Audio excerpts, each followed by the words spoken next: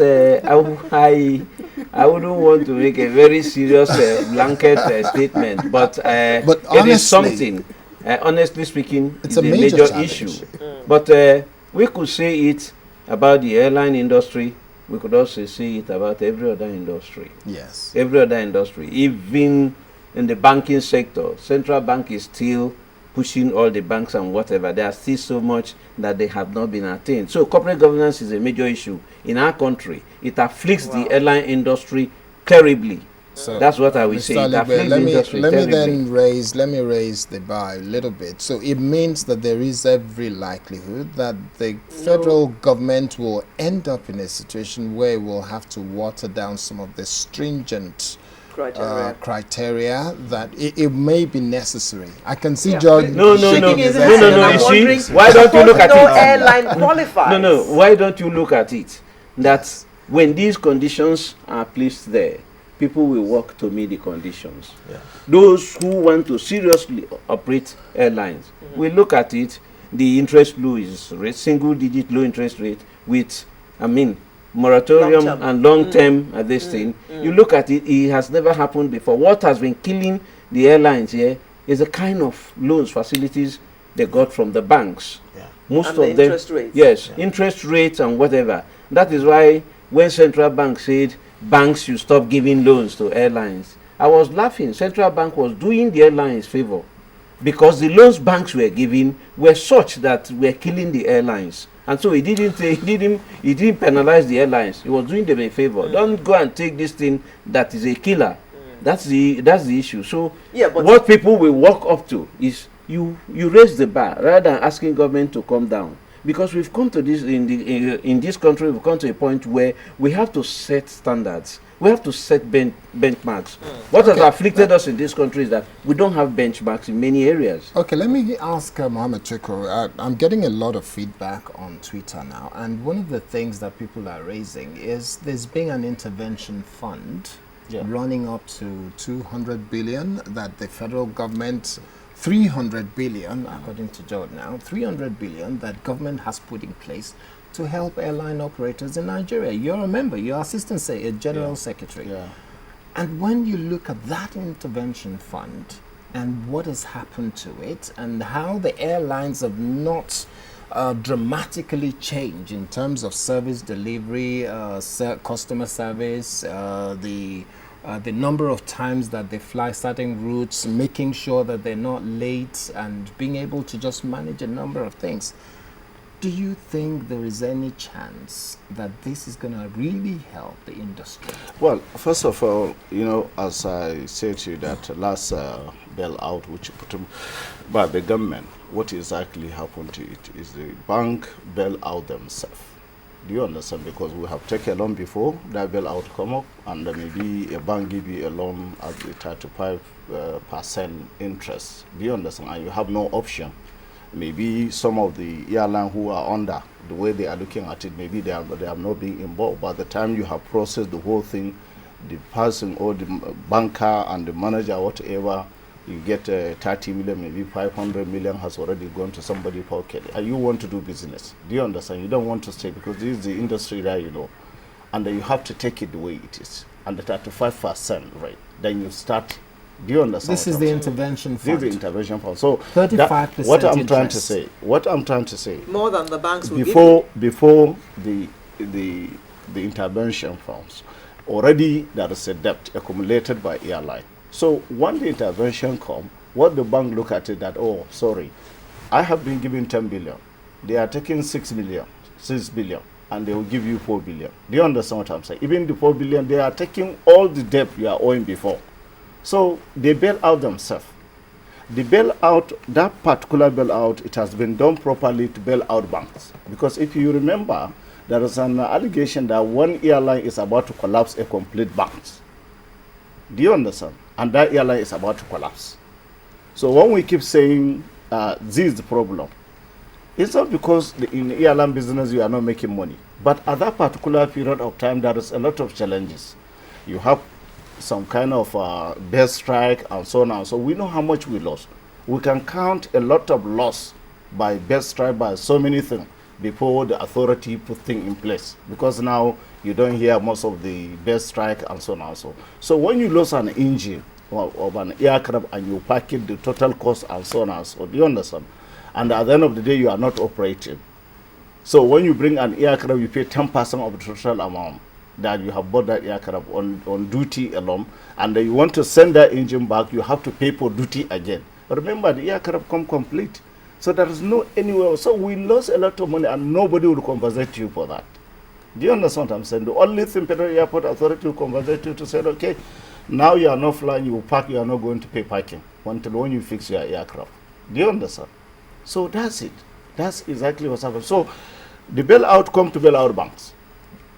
To bail out banks, Yes. not the airline Not operators. the airline. No, But we few. need to put this thing, No, like okay. he said, Let put in its clear perspective. Okay. Because during the public hearing on Dana, Central Bank came to that place to talk about this intervention fund. And Central Bank said their primary responsibility is to guarantee stability of the financial system. And when they saw that airlines were owing the banks so much, they sat with the banks. They didn't sit with the airline. They didn't sit with the Ministry of Aviation. What do we do to arrest this situation? And they agreed that they should provide an intervention fund primarily for the banks to use to cover up the debts the airlines were owing. They were not meant for the airlines. Is to cover the banks, to make sure that the banks don't collapse. So it was directed at the banks to cover up what the airlines were owing. That was why, if you looked at it, the money was not given to the airline.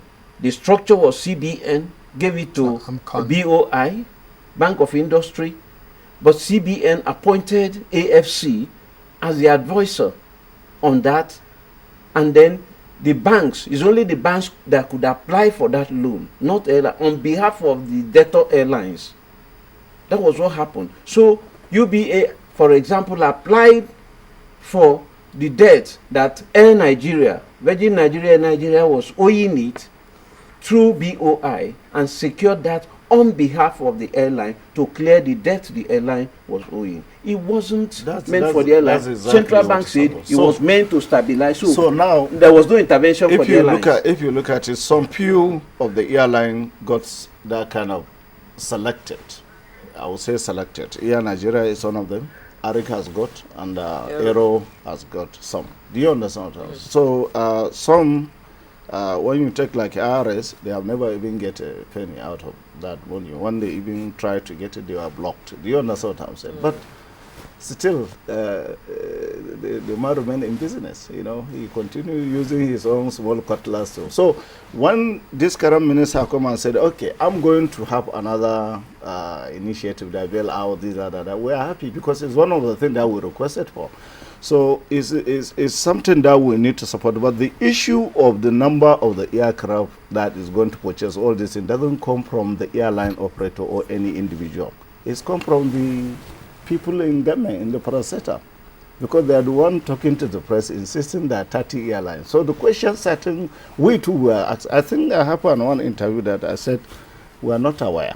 Do you understand that we have not been carried along? And if there is anything like that, an airline have to be called, for example, to know exactly what they want. So what we are praying that it's a very good arrangement, and I think the government need to fast track what they wanted to do. And it's not like you come, you just meet a small boy, you say, I will give you sweet. Okay. Do you understand? Okay. Are the airlines likely to actually latch on to this initiative? Well, if we have to look at it, what are they coming with it? Is that going to favor us? Do you understand? It's supposed to. Yeah, it's from what supposed we've to. been told. This is what I'm saying. But Yeah. most of the airlines, some of them, if you allow them, they can be able to get their aircraft the way they want it. They can change their fleet and so on and so on. Do you understand? But if the intervention, they are going to have a company. What I'm trying to say that we should have a transparency. Having a company that is just like what MD Fan said. Having a company that where everybody can go and say, okay, do you understand? By the time they have did what they're supposed to do, then the airline meet the criteria, the Nigerian Civil Aviation Authority have to carry along. Then we go and look at it. It depends on the type of fleet I'm operating. You know, you don't just come and buy 737 800 series, say, okay, I have 737 800 series. When I'm not interested to go to West Coast, my interest is just to operate here. Do you understand what I'm saying?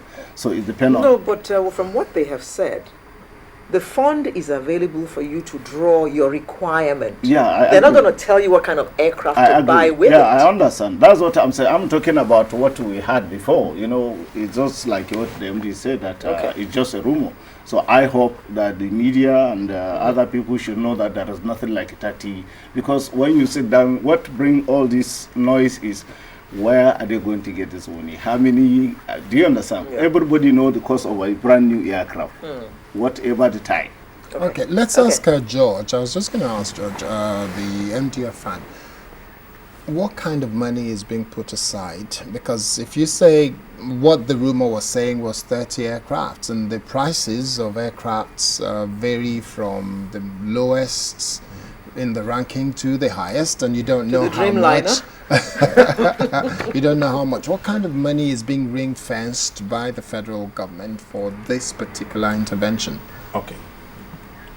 Again, the federal government is putting together sufficient money to acquire how long as is an a intervention. Piece of string when you say sufficient? Well, I can't give you a figure. It's still being discussed, and that's why we're talking to several manufacturers. Okay. We're actually negotiating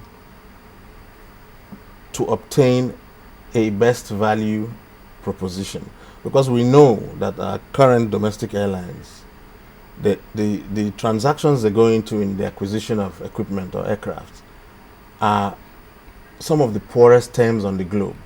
The same aircraft that an average Nigerian airline operates with, an American or European airline will buy at terms that are way more competitive for them. So already competitively they are at a huge disadvantage. So we're trying to bridge that gap by... What has caused that lack of competition? A lot of factors. Like what? I think in general the way that we have purchased aircraft has been inefficient. There are so many better ways that would have done it, but there are so many other factors related to that. We're moving from an era when sometimes we would take leases of aircraft and we would default, and it would be difficult for the people to pick up the aircraft, and they factor all those things into the risk, and the risk determines the kind of price at which they're prepared to give an aircraft to Nigeria. But now we have an NCAA that has moved us to a point where if you purchase an aircraft or if you lease an aircraft, as soon as you default, the owner of the aircraft is allowed to come into Nigeria today and take the aircraft away. There's nothing you can do about it. So all those things have reduced the risk, but again, that premium hasn't come down competitively versus the world. So what the government is doing, the government is using its might to say to all these manufacturers, you know what, I've got an airline industry that requires a lot of aeroplanes. I'm going to be willing to give a guarantee and fund it if you will give me the kinds of terms you give to so and so and so and so. If you will agree with me on those bases, because I'm not using a bank here, I'm paying you. And I'm using consultants also to negotiate with you, who know what everyone else pays. So the proposition we'll be giving to our local airlines is that for this aircraft that you're paying this amount, we can get it at this amount for you, but you're going to have to fulfill the following requirements. And those requirements are corporate governance requirements that make you a proper company, not a... Mr. and Mrs. Limited. Thank you. Papa and Mama put. When you meet those criteria, then you are serious to do a business. Then you can come and obtain aircraft at the same competitive rates that everyone else in the world buys aircraft. But we will not give you the money, we'll go and pay for the aircraft. You go and choose out of all these manufacturers, because we've done a deal with them, they're waiting for your order. If you want 5, get the 5. We'll pay, knowing that you can pay us back because you have the right corporate governance structure. Within a short period I'm of sure time. that Nigeria will be very pleased to hear this, because a lot of these airlines are not being run currently as businesses. You buy a ticket. I mean, they tell you they're going to take you from here to, say, Abuja at 8 o'clock in the morning. At 12 noon, you're still on the ground. And all they can tell you, all they will tell you is, your flight has been delayed for a further 1 hour. No apology, no nothing. Sometimes they just cancel the flight. No apology. They don't take care of you. They don't care about you. Yes. But if they're run as a business and they know that if they maltreat their customers, these customers are not likely to come back.